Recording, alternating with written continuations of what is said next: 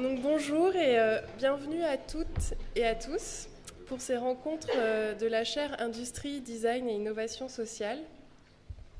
Alors je vais commencer par dire quelques mots pour présenter la chaire IDIS qui a été inaugurée il y a un an. Il me paraissait important de rappeler que cette chaire est issue d'un travail de plusieurs années au sein de l'unité de recherche Forme de l'innovation sociale qui était mise en place à l'École supérieure d'art et de design de Reims dans le cadre de sa formation en design. Donc, plusieurs programmes de l'ESSAD de Reims contribuent à cette unité de recherche. Il existe depuis 2011 un séminaire conjoint entre le département de design graphique et numérique de l'ESSAD de Reims et l'Institut Mines Télécom, qui permet aux étudiants designers et ingénieurs de se rencontrer et de développer des projets communs autour des nouvelles technologies du numérique. Le volet le plus récent de ce séminaire a été consacré à la visualisation des données et aux enjeux éthiques, esthétiques et sociopolitiques que soulève la production massive de données et leur utilisation à des fins parfois clairement définies et parfois un peu moins clairement définies. Donc ça, c'était un premier programme de l'unité de recherche. Un autre programme de recherche en design d'objets a été consacré au phénomène de l'autoproduction. Il s'agissait d'identifier et de comprendre les nouvelles formes de production à l'heure où les collectifs de créateurs, les Fab Labs, les espaces de coworking se multiplient, et on verra aujourd'hui d'ailleurs qu'il s'agit là encore d'un phénomène et d'un sujet d'actualité en plein développement. Donc ce champ de recherche et d'expérimentation qu'a été l'autoproduction pour les SAD de Reims a donné envie à l'équipe de recherche de continuer ce travail en l'appliquant concrètement à l'échelle d'un territoire, donc celui de la Champagne-Ardenne, et on l'espère demain celui de la grande région. C'est ainsi que la chaire IDIS, en pratiquant de la recherche-projet, et j'insiste sur ce terme, qui est une sorte de parallèle qui s'est créé à la recherche-action, dont il sera aussi question aujourd'hui. Je pense que Laura Pandel nous en parlera un peu. Donc en pratiquant cette recherche-projet, la chaire IDIS s'est donnée pour mission de revigorer le tissu productif d'un territoire touché par la désindustrialisation, en faisant le pari que les designers, parmi d'autres acteurs de la production, auraient d'intéressantes propositions à faire pour redonner vie et une valeur ajoutée à des savoir-faire et à des ressources en désuétude. Alors on découvrira les activités de la chaire IDIS un peu plus en détail cet après-midi. Mais je voudrais, avant d'introduire notre premier intervenant de la journée, je voulais juste prendre le temps aussi de donner quelques éléments de compréhension concernant le titre de cette journée d'études, qui est « Industrie nouvelle et économie contributive, le design acteur de l'innovation sociale ». Alors l'expression d'industrie nouvelle désigne ici ce qui émerge comme une sorte de tournant du monde industriel, où l'industrie ne se concentrerait plus seulement sur la fabrication d'un objet et ses contraintes techniques, mais intégrerait de plus en plus des réflexions sur les modes d'organisation interne du travail et des tâches, sur les divers modèles économiques possibles, sur les intérêts variés des usagers et leurs pratiques. Et je pense qu'on aura plusieurs intervenants aussi aujourd'hui qui reviendront sur cette partie-là. Par ailleurs, on assiste aussi à un croisement entre l'usage des nouvelles technologies, et alors bien sûr l'exemple le plus courant à l'heure actuelle serait les imprimantes 3D, et une mise en réseau des compétences et des savoirs, qui fait écho à ce qui a été nommé par Bernard Stiegler une économie de la contribution. Donc le partage, l'échange s'invite ainsi de nouveau au sein de l'économie humaine par le biais des nouvelles technologies. Et il appartient aux citoyens que nous sommes, aussi bien étudiants, designers, chercheurs, entrepreneurs, de savoir les mettre à contribution. Alors, juste, je voulais aussi profiter du coup de l'introduction pour remercier Neoma, qui nous permet de nous réunir aujourd'hui dans d'excellentes conditions. Et surtout autour de questions qui peuvent fédérer nos institutions, puisque l'innovation sociale est un champ d'exploration aussi bien de l'économie que du monde de l'entreprise, du management et bien sûr du design et de la création. Alors, je dois vous faire part d'un petit changement de programme par rapport au programme papier que vous pouvez avoir entre les mains et vous dire que Marie Coirier, malheureusement, ne pouvait pas être parmi nous aujourd'hui et le regrette fortement, mais qu'elle nous a gentiment mis en contact avec une de ses collègues, avec quelqu'un, je pense, avec qui elle travaille régulièrement, j'imagine, qui est Laura Pandel, qui est venue nous faire une communication ce matin qui repartira assez rapidement après. Donc on va la faire passer en premier.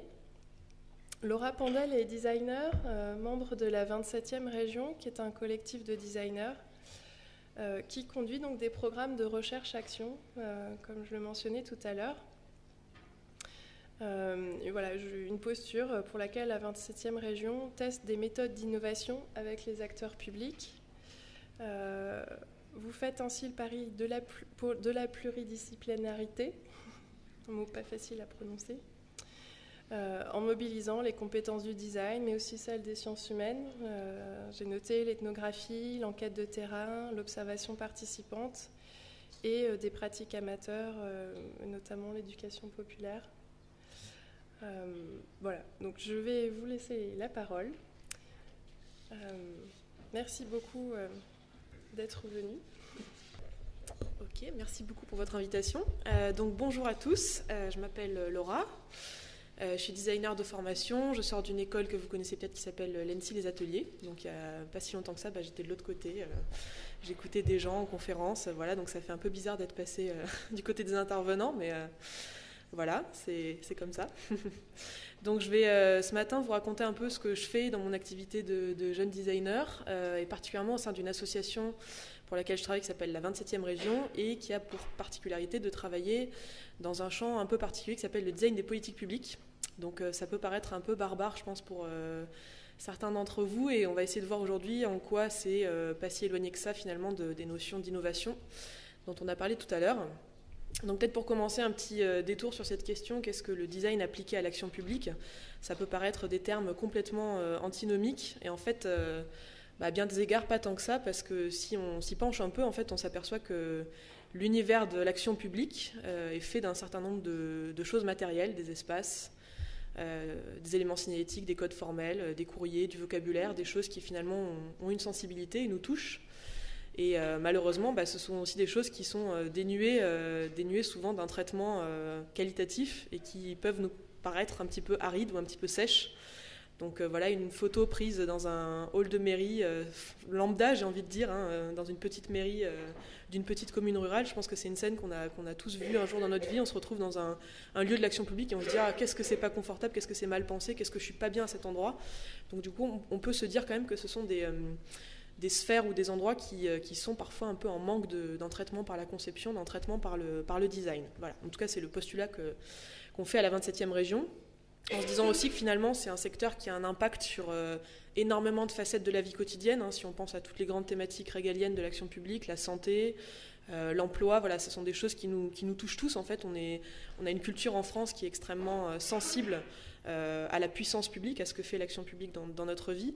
Et donc forcément, quand on pense au fonctionnement de certains services, on peut se dire qu'il y a une notion d'usage en fait, qui est extrêmement importante à traiter et sur lequel le design, surtout dans ses formes contemporaines, peut intervenir.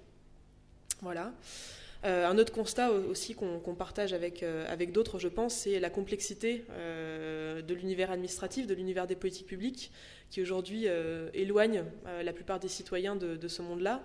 Quand on pense à l'action publique, on pense à des décideurs, on pense à des élus, on pense à des procédures, des démarches, un certain vocabulaire, mais on ne pense pas forcément à ce que peut percevoir le citoyen lambda quand il reçoit son courrier de la Sécu ou son courrier de la CAF.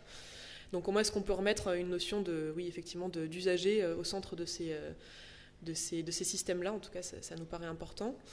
Et pour finir, un dernier élément qui est que finalement, cette complexité, cette bureaucratie de l'action publique fait que parfois elle ne sait pas trop travailler avec des métiers émergents, donc ce qu'on va appeler les forces vives de l'innovation. Donc c'est des gens qui viennent de l'innovation sociale, qui sont parfois des collectifs d'habitants, des collectifs de professionnels, et qui justement sont détenteurs de toute une énergie pour changer le monde et changer la manière dont on vit au quotidien, et que parfois on a l'impression qu'il y a un clivage avec justement ces pouvoirs publics. Donc comment est-ce qu'on fait pour réduire le gouffre et puis essayer que ces mondes travaillent un peu plus ensemble.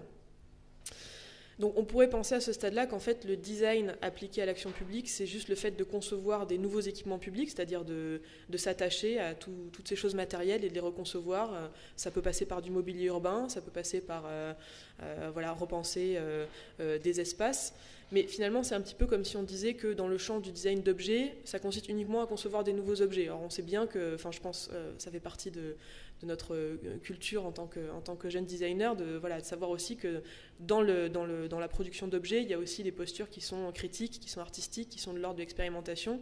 Et finalement, nous, en tout cas à la 27e région, quand on parle de design de l'action publique, on entend aussi tout un champ expérimental qui s'inspire des pratiques du design, en fait, dans toutes ses formes, que ça soit le design dans l'industrie ou plutôt des formes de design plus expérimentales, plus réflexives, et qui essayent du coup non pas uniquement de changer les points de sortie de cet univers public, mais aussi la manière dont il fonctionne, dont il se pense, dont il se définit, dont il se représente.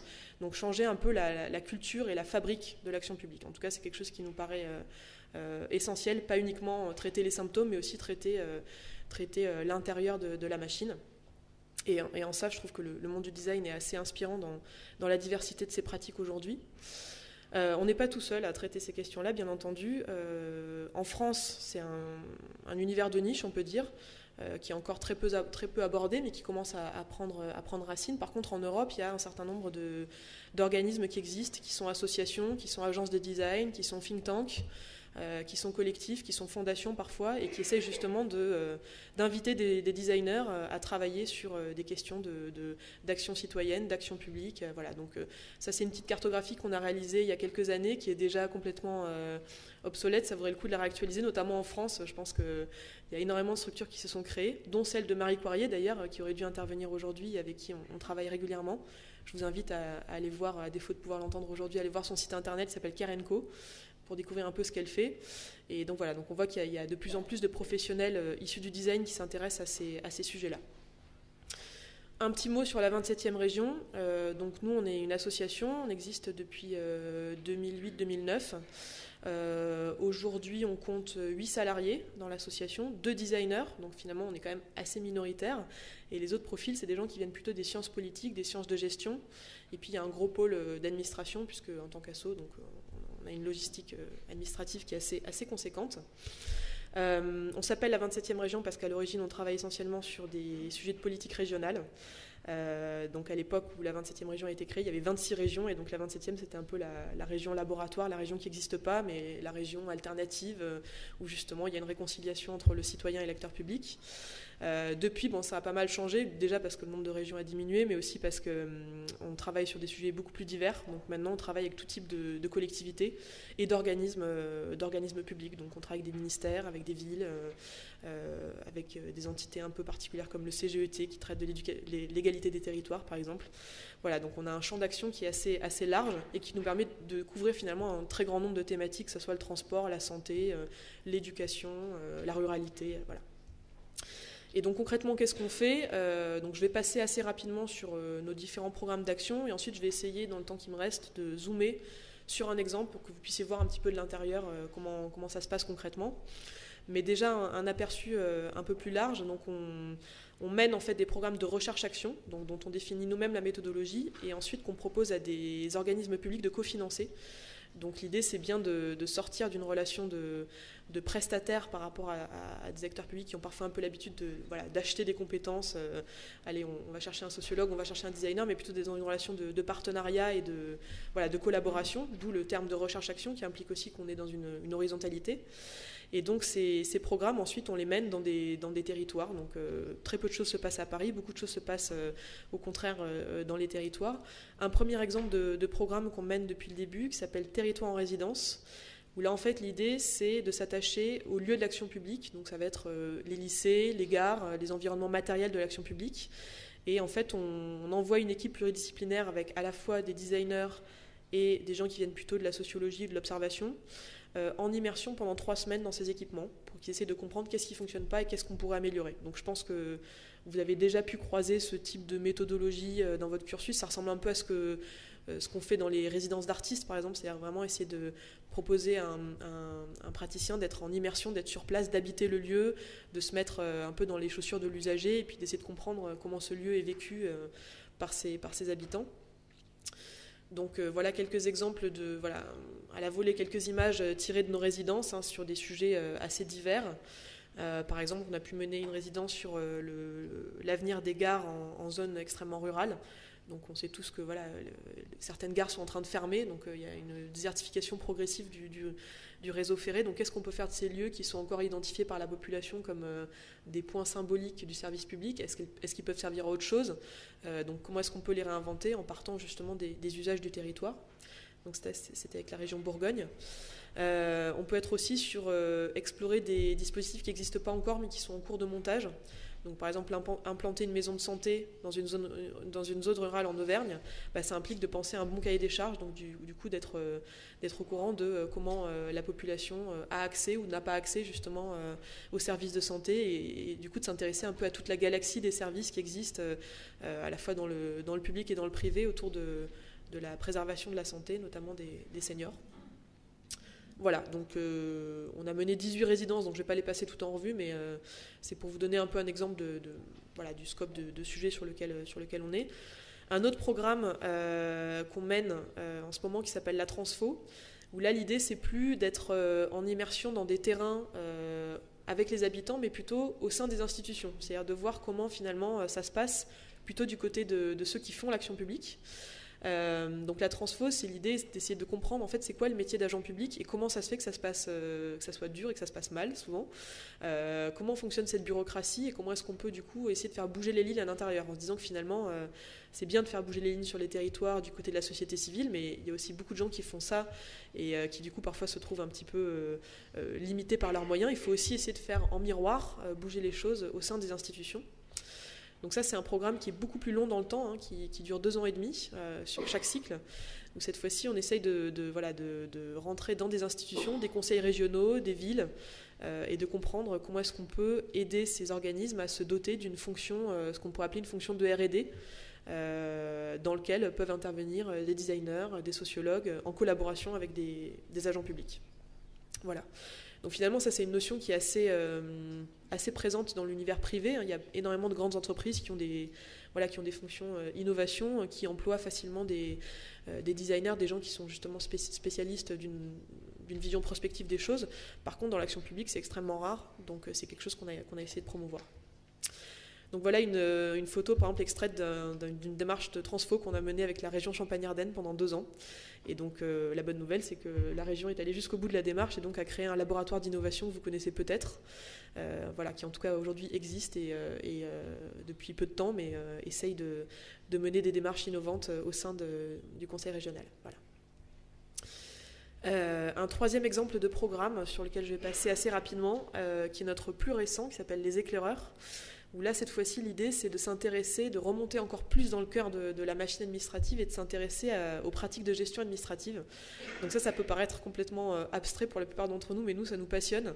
C'est en fait toutes ces choses qu'on ne voit pas de l'extérieur, toute cette structure, tout ce squelette qui, en fait que l'action publique tient debout. Et donc qui va être par exemple l'évaluation des politiques publiques. Bon, bien entendu, en tant que citoyen, on ne sait pas du tout comment fonctionne l'évaluation des politiques publiques, alors qu'en fait c'est un trait culturel hyper fort et qui généralement conditionne complètement la manière dont sont conduits les projets publics. Et donc là, en fait, le parti pris, c'est d'essayer de prendre chacune de ces pratiques de gestion et de l'imaginer dans une forme de prospective radicale. Donc généralement, quand on parle de prospective, on imagine assez facilement la prospective d'un territoire, des modes de vie, des mœurs.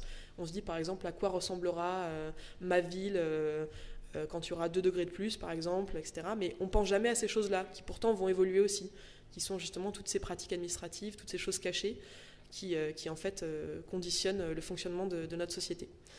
Voilà, donc les éclaireurs, du coup, c'est une manière de mettre en scène un avenir parfois un peu critiques de cette action publique. Donc là, on va vraiment sur des outils assez familiers du design, de mise en scène, de photomontage, voilà. Mais le but, c'est de rendre le plus tangible possible cet avenir-là, aussi pour qu'il fasse l'objet d'un débat et qu'il puisse être appréhendé, critiqué, débattu par les acteurs qui le composent.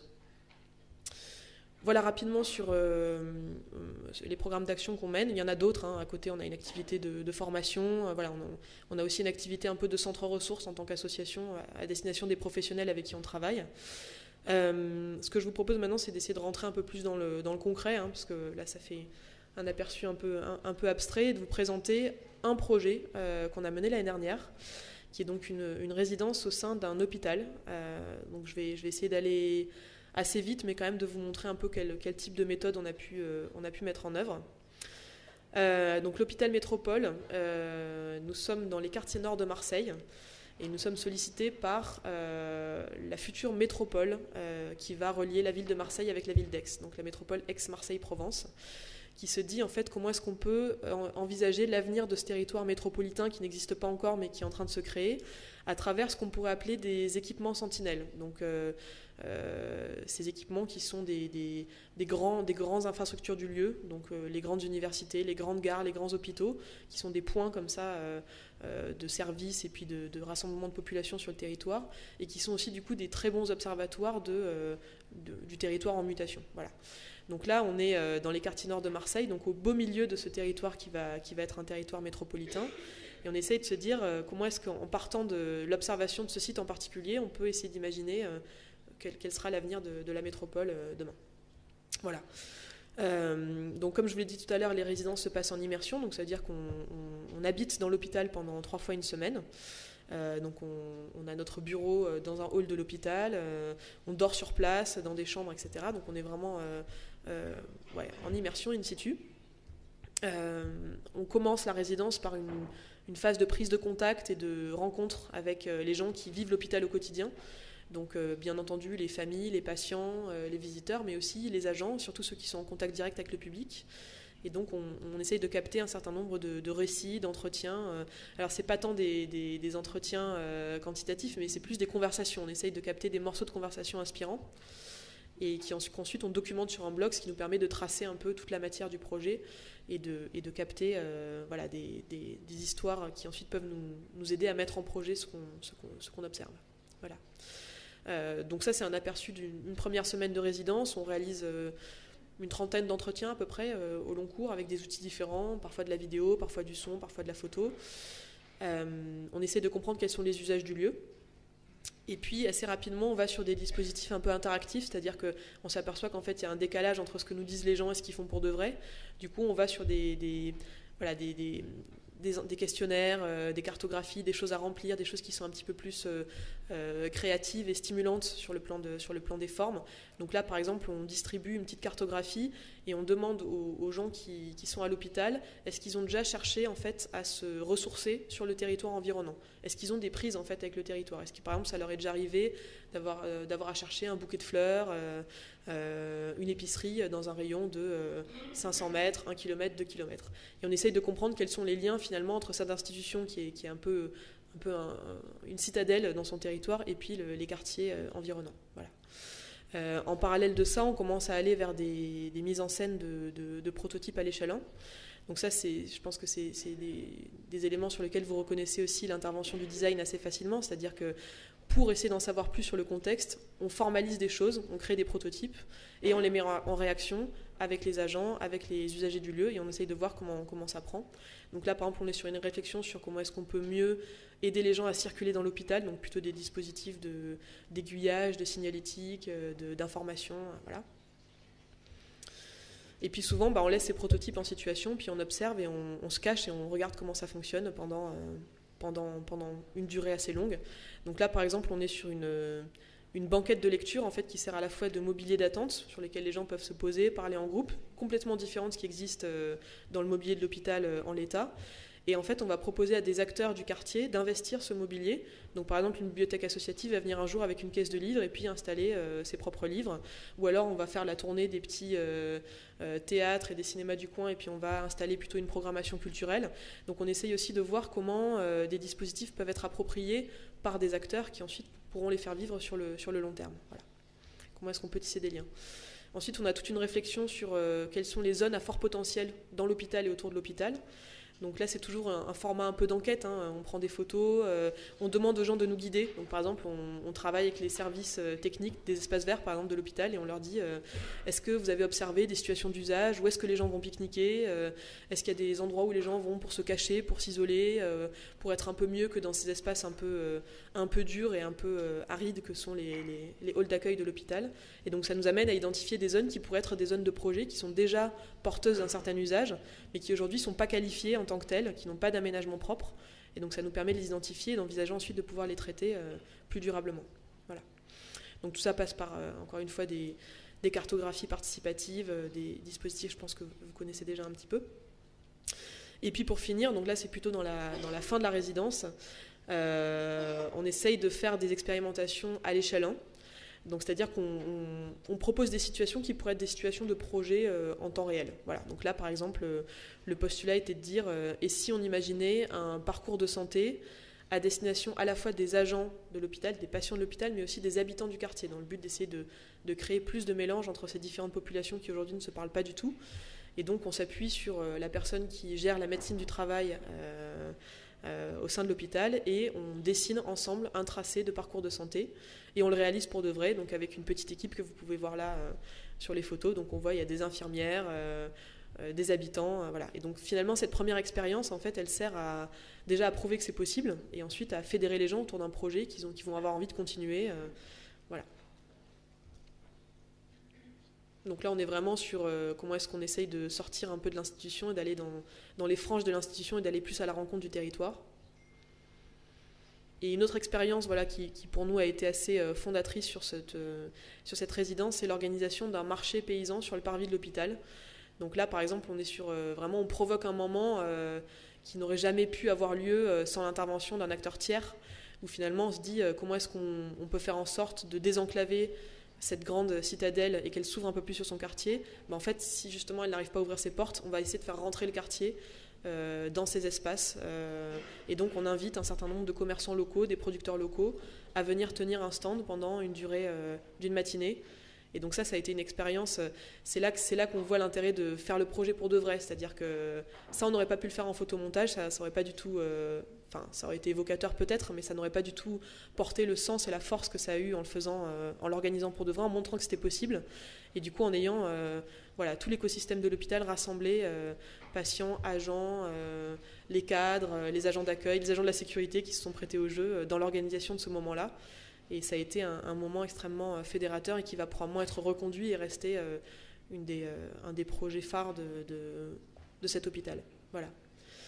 Donc je vais passer rapidement sur les conclusions parce que voilà, le but c'est pas forcément de vous raconter en détail les outputs de cette résidence. Simplement vous dire qu'à chaque fois dans ce type de démarche on aboutit à un livrable. Donc généralement c'est une cartographie de projet. Qu'ensuite on livre à l'institution avec qui on a travaillé et ensuite qu'on accompagne dans une mise en œuvre à plus ou moins long terme.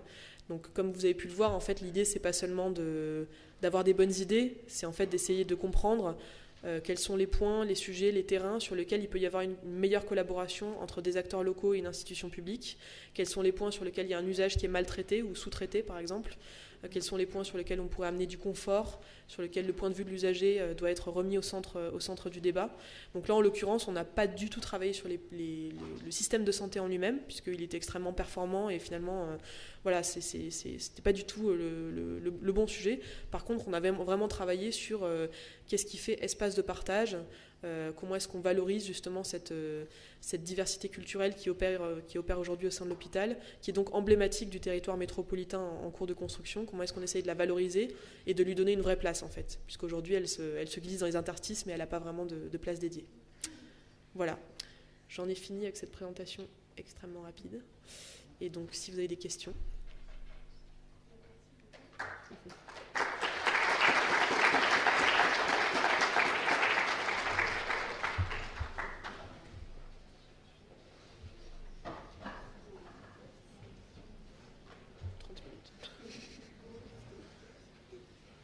on peut prendre aussi des questions dans la salle, donc un micro à disposition.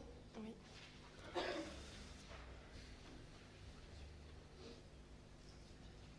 Alors oui, donc comme vous vous introduisez dans la machine administrative, comme vous le disiez, est-ce que parfois vous êtes confronté à une certaine hostilité ou un certain scepticisme, et comment ça se passe dans ces moments-là? Et aussi, comment vous avez réussi à pénétrer dans ce monde-là qui n'est pas évident du tout? Alors sur le premier point, effectivement, on est très souvent confronté à une forme de scepticisme, mais c'est pas tant que ça un problème en fait. C'est-à-dire qu'il suffit de persévérer. Le parti pris, c'est plutôt de dire en fait on travaille avec les gens qui le veulent bien, donc on force pas les gens à bosser avec nous. Et en fait au sein d'une collectivité ou au sein d'une grosse machine comme un hôpital, il y a toujours un pourcentage de gens qui vont être un petit peu sceptiques, qui vont avoir besoin d'être convaincus. On ne les oblige pas et on travaille avec ceux qui sont partants. Et en fait, c'est par cooptation que petit à petit, on arrive à gagner les gens qui sont sceptiques. Après, c'est une question de posture, c'est-à-dire que le fait qu'on soit en partenariat avec l'institution, ça fait qu'on n'apparaît pas comme des gens qui sont commandités par la hiérarchie ou par le directeur général des services. Voilà, on explique, on est designer, on est sociologue, on est complètement des outsiders en fait par rapport à la machine administrative, on n'est pas des consultants, on ne vient pas là pour faire un audit ou pour faire une évaluation qualitative du travail qui a été fait, on n'est pas du tout des experts en fait de l'action publique, on est là pour essayer de comprendre en fait comment les usagers en fait perçoivent ce système-là, et souvent c'est une question que les agents ont en considération très fort. Et donc bien souvent en fait on tombe plutôt sur des gens qui sont des bonnes surprises et qui du coup sont porteurs d'un enthousiasme que sur des gens qui vont essayer de nous mettre des bâtons dans les roues ou de parasiter la démarche. Je dis pas que ça arrive jamais, ça arrive bien entendu, mais on apprend à ne pas en faire une barrière insurmontable. Voilà. Et après sur comment est-ce qu'on arrive à pénétrer dans le cœur de la machine administrative, en fait, c'est souvent en essayant de définir quel est le bon sujet d'intervention avec le partenaire public. Donc ça, c'est un temps qu'on prend et qui peut parfois être assez long. Parfois, ça prend 6 mois de négociation avant de commencer un projet sur quel est le brief, en quelque sorte. C'est-à-dire que si on s'aperçoit que, par exemple, c'est un sujet sur lequel la collectivité a déjà une réponse, par exemple, on va nous demander de travailler sur un portail d'emploi pour les jeunes, en fait, la réponse, elle est déjà contenue dans la question, c'est qu'il y a un portail qui va être créé.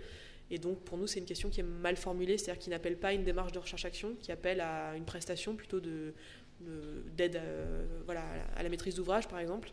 Mais du coup, c'est pas forcément le genre de choses qu'on va pouvoir faire. Donc, on passe pas mal de temps à essayer de négocier avec la collectivité ou le partenaire public un sujet qui soit assez ouvert et du coup qui nous permette d'interroger vraiment la machine, entre guillemets, de façon transversale. C'est-à-dire en allant voir dans tous les services, à tout niveau d'agent. Donc c'est aussi demander un accord de laisser-faire, demander un peu une carte blanche, dire voilà, on va avoir besoin de parler avec les élus, on va avoir besoin de parler avec des agents de terrain. Voilà, donc parfois on a quand même des blocages, ça prend du temps à lever, mais on a besoin en tout cas de pouvoir avoir accès à tout cet univers-là dans son intégralité. Voilà.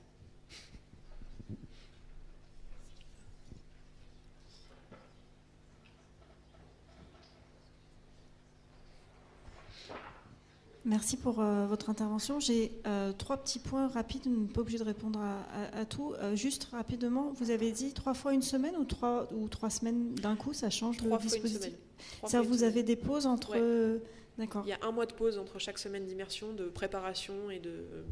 D'accord. Voilà, de post-production aussi. D'accord. Et puis il faut laisser les choses se décanter un peu. Donc, Oui, c'est ça. Du coup, ça rend pour la démarche plus intéressante parce que, c'est différent. Donc la démarche était différente. J'avais une question concernant le projet parce que à l'origine de cette association, il y a notamment au moins un élu. C'est vraiment une question. D'ordre.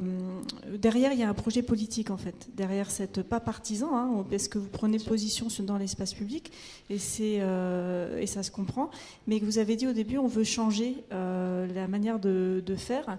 Et on le comprend, le projet, quand on va sur le site, quand on regarde un peu ce que vous avez fait, c'est clair. Mais c'est vrai que, est-ce que vous avez besoin de vous justifier encore par rapport à ça ? Est-ce que ça peut être un problème, cette origine politique ? Parce que le bureau, il est quand même assez marqué. Oui, bien sûr, oui. Et deuxième, autre petit point, mais dont on pourra peut-être parler plus tard dans la journée, c'était vous parlez de cartographie. Ça, je pense que c'est un point de méthode qui nous concerne tous. On est tous à utiliser de plus en plus des outils de data visualisation. C'est vrai que c'est pas une critique pour vous, hein, parce que mais parfois on a tendance à utiliser, et c'est pas le cas là, la cartographie à la place de data visualisation, outils de data visualisation. C'est un terme qui est un peu à la mode. Alors c'est vrai que c'est porteur aussi quand on va défendre des projets auprès de bailleurs de fonds, de dire on va vous faire une carto. Mais du coup, est-ce que ça, en interne, comment est-ce que vous déclinez ces différents outils de visualisation ? Il n'y a peut-être pas le temps maintenant, mais peut-être plus tard dans la journée. Merci. Alors sur les 2 points, donc pour ceux, je pense que ça mérite un petit éclaircissement pour ceux qui ne connaissent pas forcément le bureau de l'association. En fait, le président de la 27e région était un député socialiste qui a fait partie des frondeurs récemment, donc c'est pour ça que je pense que c'est pour ça que vous abordez ce point-là.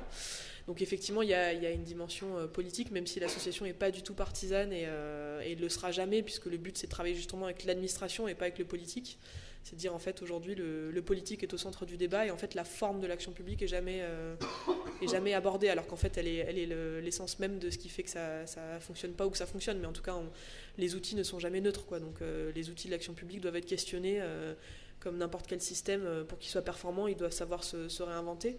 Donc après c'est sûr que effectivement cette question de l'appartenance politique on la pose toujours, mais voilà, nos interlocuteurs en priorité c'est pas forcément les élus en fait, c'est plutôt on va dire les technocrates, les gens qui sont dans le cambouis, quoi, qui sont les directeurs de services, voilà, c'est vraiment, on est sur ce type d'interlocuteurs.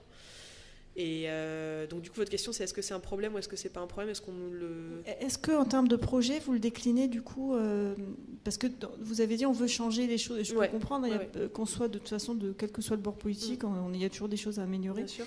À changer. Est-ce qu'il y a une ligne directrice forte derrière toutes vos actions, mais ce qui serait logique, hein, c'est pas, je suis pas en train de vous dire vous cachez les choses. Non, mais la ligne directrice forte, et encore une fois elle est justement partie, j'ai envie de dire, c'est la culture de l'action publique, quoi. C'est-à-dire qu'aujourd'hui on est dans une culture qui ne fonctionne plus, on est dans une bureaucratie qui est en crise, qui du coup lutte parce qu'elle doit toujours faire plus avec des moyens limités. Voilà, on est dans une fonction publique qui ne va pas bien, et ça fait longtemps que c'est le cas.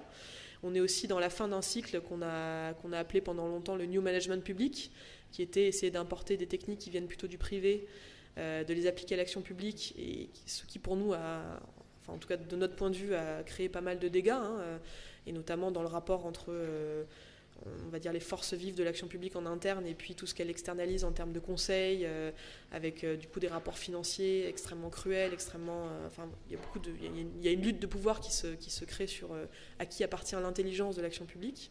C'est une action publique qui est en silo, donc qui fonctionne de façon extrêmement divisée, avec du coup une logistique de pipeline pour relier les sujets, les subventions très complexes. Et ça, pour nous, c'est des choses qui sont arrivées à terme et qu'il faut repenser, en fait. Donc, j'ai envie de dire, c'est ça la ligne conductrice du projet de la 27e région, c'est comment est-ce qu'on remet un peu de bon sens et de simplicité dans cette fabrique extrêmement procédurière, et comment est-ce qu'on remet la notion d'usage, cher au design, au centre, en fait, de ces projets. Voilà. Et la place du citoyen, avec forcément une idée militante de citoyen émancipé. Voilà, c'est pour ça qu'on s'intéresse à l'éducation populaire, c'est pour ça qu'on travaille avec des gens qui viennent de la sociologie participative. C'est quand même des notions et des valeurs qui sont extrêmement fortes dans notre projet, dont l'action publique a souvent peur, parce qu'on sent qu'il y a derrière tout ça, il y a une lutte assez ancienne, hein, entre ces deux univers, entre le militantisme citoyen et puis la puissance publique. Et c'est vrai que nous, dans nos projets, on essaye d'offrir un peu un espace de réconciliation. Alors ça dure que 3 fois une semaine, c'est court, mais en même temps, parfois c'est des collaborations qui restent. Là, par exemple, le projet que je vous ai montré à Marseille, le collectif de commerçants qui organisait le marché va continuer en fait à avoir une action régulière avec l'hôpital, et potentiellement c'est un cadre qui va amener à d'autres projets. Voilà, c'est trouver des espaces de collaboration en fait. Et la troisième question, c'était un point de méthode, mais on n'a peut-être pas le temps. C'était sur la dimension de méthode. Alors c'est vrai que là, je suis passée assez vite sur tous les outils, cartographie, prototype, etc. En fait, en gros, ce qui compte pour nous, c'est de se dire il faut utiliser toute la gamme des outils du design, parce qu'il y en a plein, et des outils aussi de la sociologie, mais là, en l'occurrence, j'ai quand même beaucoup montré des outils qui viennent plutôt de la conception. Et donc, du coup, on se limite... Enfin voilà, on ne se limite pas du tout dans l'usage de ces outils.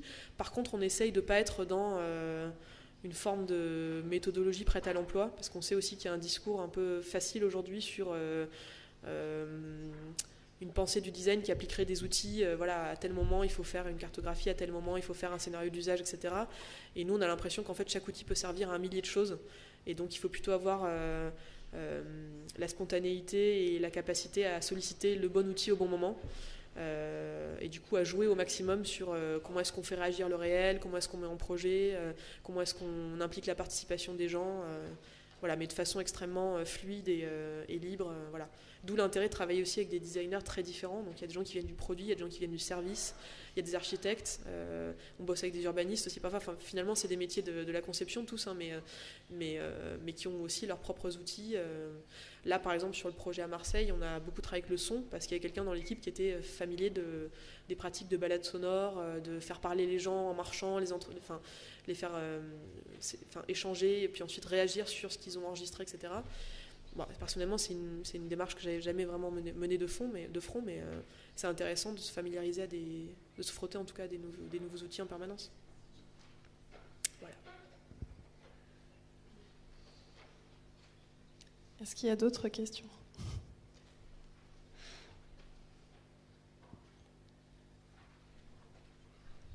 Ah oui. Peut-être sans micro, ça, je sais pas si... Ouais.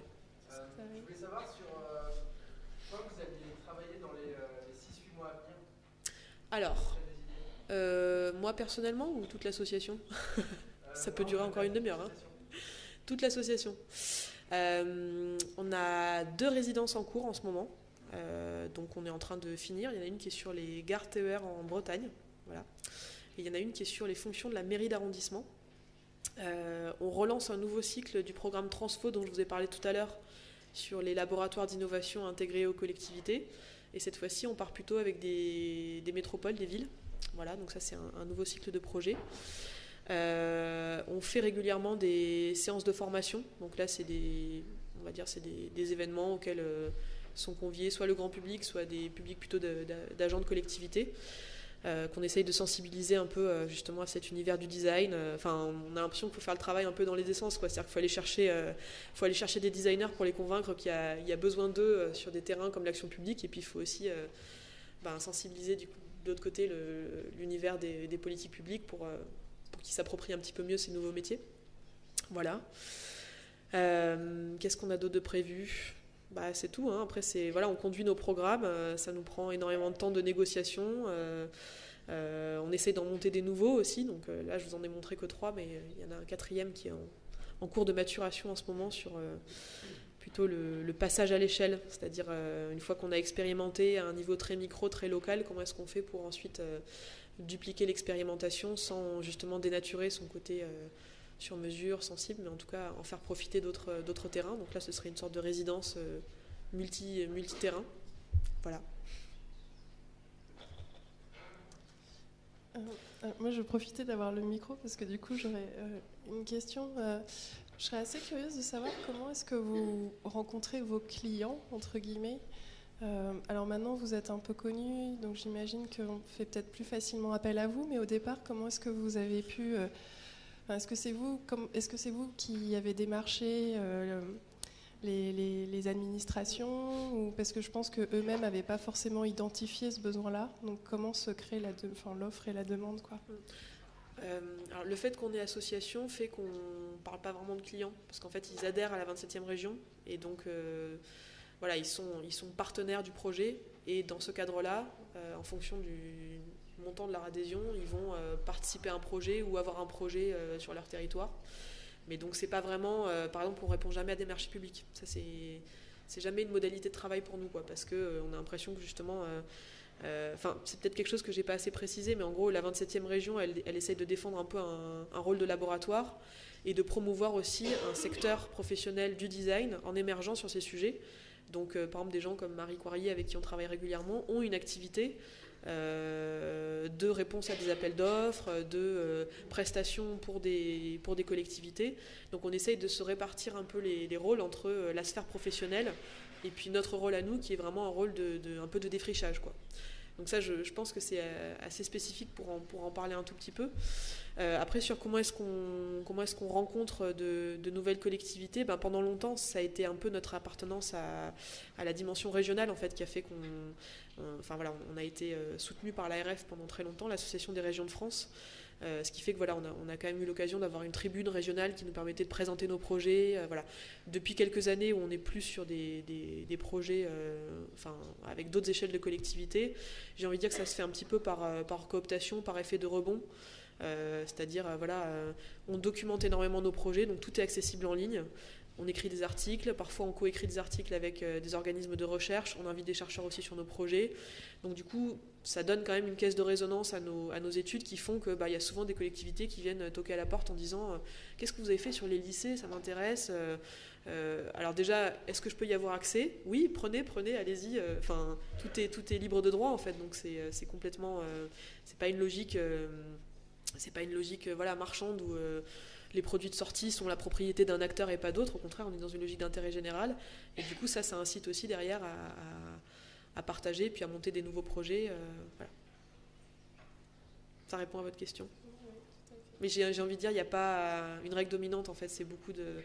Après, on suit beaucoup de trajectoires aussi individuelles. Il y a des gens avec qui on a travaillé dans une collectivité, qu'on va suivre, en fait, dans différents postes. Et qui, j'ai envie de dire, aujourd'hui, la manière dont la plus efficace... dont on arrive à faire transformer les politiques publiques, en fait, c'est les agents, c'est les gens, quoi. C'est-à-dire, c'est des individus qui, en fait, changent de posture au sein de leur administration et, du coup, avec ce bagage, arrivent à faire bouger les lignes. En fait, on fait changer le système à partir des gens plus qu'à partir des lois ou des règles ou des procédures. Mais c'est peut-être une phase. Merci beaucoup. Alors, est-ce qu'il y a encore quelques questions ? Laura Pandel. Merci beaucoup pour votre intervention et d'avoir partagé tout ce travail-là. Merci.